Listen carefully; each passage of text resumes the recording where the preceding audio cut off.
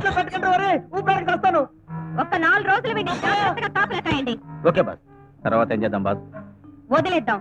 విరుగుడు మంది ఇచ్చాడు. ఇచ్చినా పని జరగదు.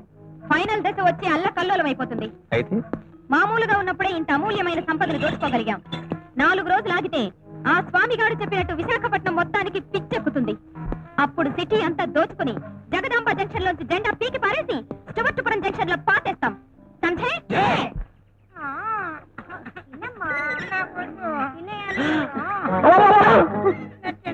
నా బంగారు కొండ ఈ ముద్ద కూడా తినేయమ్మా. పడిపోతావు. తినమ్మా తిను. తప్పమ్మా. నాన్నగారితో చెప్పి నీకు బోల్డ్ అని బొమ్మలు తెప్పిస్తాను. తినమ్మా. తినకపోతే ఆ నల్ల పూచాడు కప్ప చెప్పేస్తాను. నేను నల్ల పూచానా?